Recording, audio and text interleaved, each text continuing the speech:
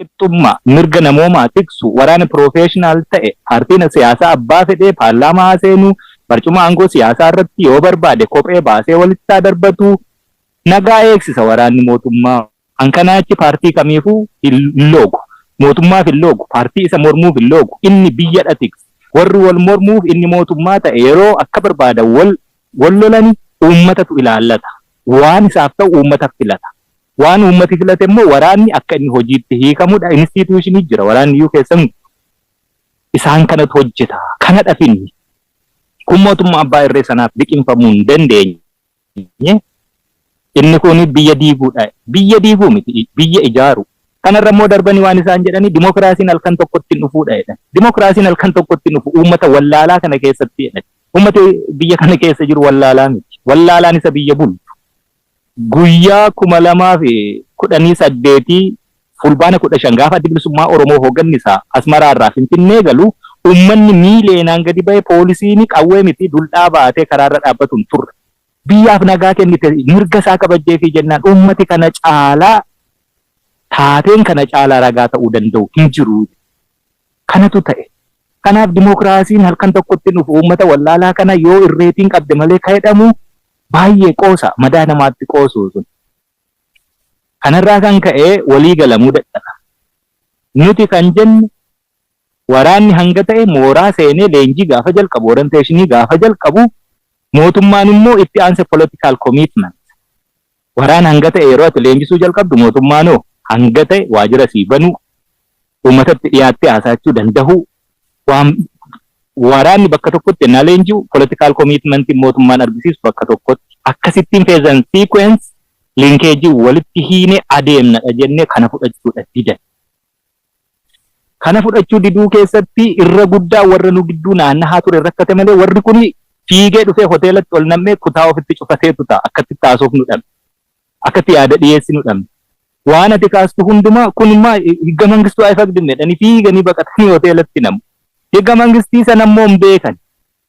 Amma Biraanuu Juulaa yeroo tokko interview ajaa'ibaa tokko kennaa ture kolfaa marrummaan nu fixaa ture jechuudha. Inni akkoo izzaam naa iyyaaluun hintin iyyaaluun waan jedhu tokko barbaadamna addunyaa kanarratti soogidda taanee yeroo jedhee kolfaa marrummaan nama fixu jechuudha. Waraanni bilisummaa Oromoo waan tokko seera addunyaa iyyuu hin beeku. Seera addunyaa san dhiisi konstituushinii biyya isaanii irra waan jiru maqaa dhoofneennaa kana jennu weemmaa higga mangistuu haa ifagdinne.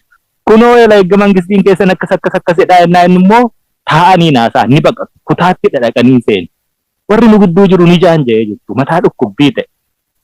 Akkasittiin deemame xumura irratti waa kaasanii jechuudha. Wanti isaan kaasanii mee warra faranjii kana nu gidduutii baasaa dhaamsa Abiyyi isinii ergetu jira. Dhaamsa isaa fudhadhaa nurraa jedhan lakki. Is akkasii daa'ima waggaa lamaafaa karameellaan goyyomsuu hin dandeenye sanaanii taphannu. Heerri guddaan namni achi ture waa'ee qabsoo Oromooyyuu waan quba qabu hin qabu. Nama karee du'aanfaa muuxannoo fakkeenya bara Tigireen turte ani silxee bakka bu'eeni Tigiree wajjiniin hojjedhee uummata koo akkas godhee isinis akkas taatanii akka Biraanuufaa akka Qajeelaafaa otoo taatanii nama akkasii faati jechuudha namni achi jiru. Gadi fageenya rakkoo biyyittii warra quba hin qabne. Akkatti waliin haasawaan iyyuu kan nama rakkisu jechuudha. Kanarratti mee walitti dhufna toode an officially bifa official hin taaneen daqiiqaa 5 sinii kenna maal nutti haasoftu enneen jaalgammeen jira anaaf jaalgamme. Abii dhaamsa sinii qaba dhaamsa akkamii faranjii biratti haasawuu hin feenu rakkoon qabu garuu official miti jennee dhaqnee teenya wajjina wanni haasofne wal tahanee faannoof shaabiyaa lollaa waraanni qawweeyyuu ni hiikkatu waraanuma biyyaatti fidaa dabalaa isiniif immoo hangoo sinii laannaa haadha jedhanii nama kofalchiisa. Ummata hammana ga'utti qoosuudha ta'e. Akkamittiin jechuun Tigiree loluu lafarraa fixu shaabiyaa faannoo Abiyyi fa'aa waliin hiriiru. Amma immoo rakkoo dhuunfaa isaanii achitti wal dhabanii fi Oromoon immoo hiriiree isaan kana loluuf dhiiga dhangala'uu fi akka dhiiga dhangala'uu loluuf iyyuu miti mala ittiin kiyyootti nu galfatantu ture. Maaliif rakkoo biyyittii furuuf wanti nuti dhiyeessine faannoo sanayyuu dabalate rakkoo biyyittii furuuf ammoo akkitti isaan nu ilaalanii akka diina amaaraa taanee waan kana dabnee fudhannee itti seennu wayifaatti nu laatu. Rakkoo biyyittii furuuf garuu wanti dhiyeessine roodmaappiin nuti dhiyeessine mootummaan instituushinii biyyittii keessa jiru kan waraanaan poolisiin humna nageenyaan qabatee akka barbaadetti cancala tokko malee gulufsiisu itti cancalamuu qaba. Dimokiraasiin halkan tokkotti dhufu jettan garuu halkan tokkotti shaakaluusaa jalqabuu ni danda'ama. Har'a jalqabuu dandeenya. Kanaafiyyuu instituushinoota biyya sana keessa jiranii dimokiraatessuu fi bilisa taasisuu keessatti hojjechuun biyyittiif nagaa waaraa fida. Erga sana goonee walitti dhufnee booddee uummati waan barbaade filachuu danda'a.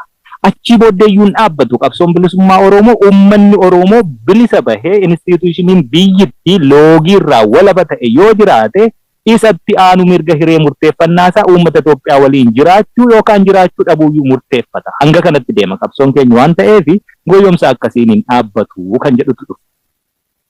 Haala akkasii keessatti nu baqatanii guyyaa sadii moo akkas hoteela galanii ciisanii warrumaa nu gidduu jiru ergu takka ni dhufu takka nu deebi'u warri nu gidduu jiru ituma sana jennu guyyaa sadii booddee egaa wanni godhamu hin jiru jennaani ambaasaaddoroonni achi jiranii guddoo rakkatanii mootummaa kana humnaan dirquutti deeman kottaa taa'aa haasahaa waan sababa itti hin fudhannu jettanii dubbadhaadha jedhame.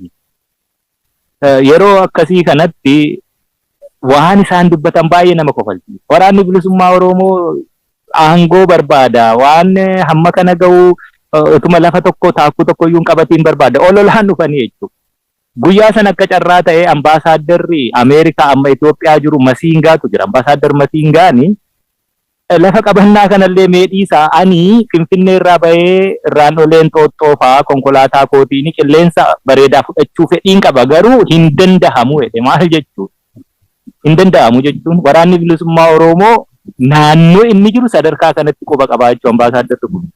Warri USA fedhii mataa isaanii isaa qabaatanii rakkoo xumuruufis fedhii haa qabaatan waan fedheef ambaasaadarra lamaan jechuudha.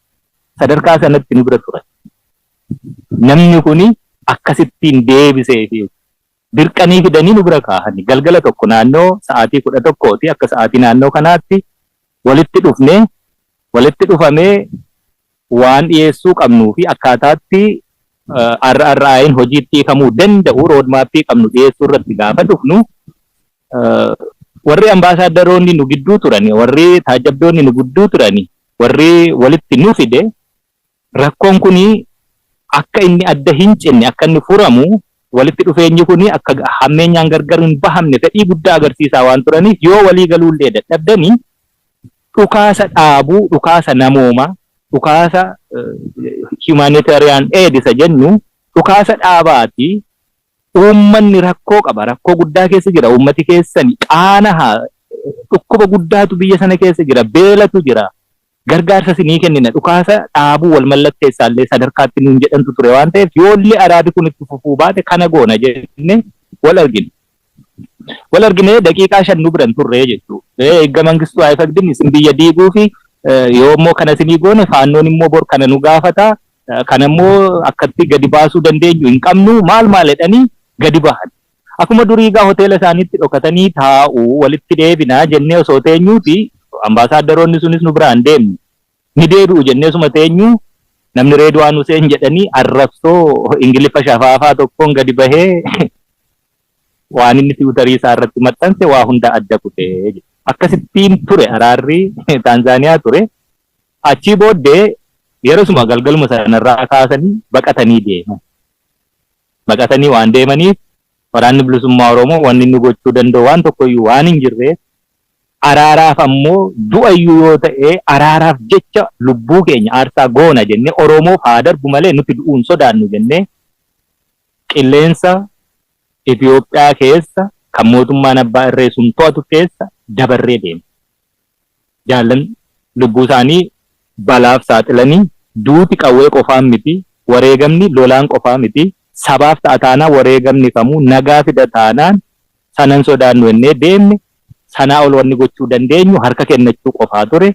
Harka kennachuun immoo waan hin danda'amneef qabsoo bara dhufaa darbaa ilmaan Oromoo kumni itti kitimamanii jaarroleen keenyillee har'a itti salphatanii nagaaf jecha asmaraarraa gaafa galanii kaasee gariin har'a hidhaa jiran, gariin immoo wareegama lubbuu kafalaa jiran, gariin immoo mana ofii keessatti yoo guddate qilleensa rabbi isaanii kenne hafuura baafachuu qofaa irraan kunne mootummaan abbaa irree kun malee waa hundarraa kutee akkaataa kanaan haala jiran kana keessatti harka kennachuun waan hin malle waan ta'eef qabsoon hidhannoo ammas marsaa biraaf akka itti fufuu waan kun lubbuu namaati gaaga'a, qabeenya biyyaati gaaga'a, maatiidha diiga, lafa onsaa, jiruu fi jireenya namaa golgoleessaa kun akka itti fufu mootummaan abbaa irree kun heeyyameeti nu baqatee deeme.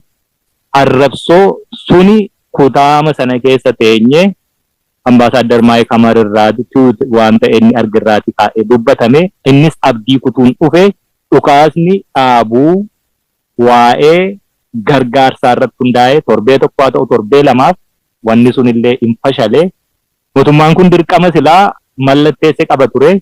Akka daa'ima baqatee deeme warri nu gidduu jiru warri ICRCs dabalatee waan kana biyyatti deebi'uu fi booddeelli akkaataatti walitti deebi'amutti kanaan duras shakkiitu sin gidduu ture. Shakkiin akkasii kunillee yoo mootummaa waan kana raawwate xiqqoollee hir'achuu danda'a jennaan shakkii irratti shakkii biraa dabalanii international lawuun beeku oboonii ka'edhanii international lawu dhiisiitii pirootokooliin achitti mallatteessan iyyuu kabajuu dadhabanii sanayyuun beekan baqatanii haala itti biyyitti deebi'amullee didan.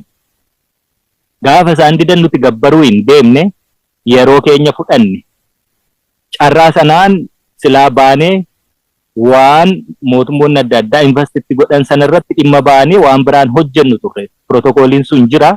Garuu erga mootummaan kun didee yeroo barbaannetti waan barbaanne hojjenne akka deebinutti murteeffannee bubbullee waan hojjennu hojjenne rakkoo furachuu qabnu furanne kallattii walii kaa'uu qabnu walii keenye daandii duraan tolfannerra deebinee dhufnee galle jechuudha. Mootummaa kamtu jiraayii Itoophiyaa ishee kamtu daangaan ishee kaabaa kibba bahaa dhihatti tikfameeraayitii nama rakkisa waan nama rakkisu hin qabu. Mootummaanii daangaa ofii tikfachuutu miti naannoo mana jireenya isaatuu tikfachuu mootummaa dandaheeru miti waan ta'eef galuunis nama rakkisu. Sanas itti amannee baane waan hojjenneerruuf waan tolfanneerru beekna waan ta'eef akkasitti gara dirree qabsootti deebine wanti araara sanaa ammanuma fakkaata'anii yoon irraa sii tuttuqee carraa jirummoo jaala kiyyaaf hin kennaa.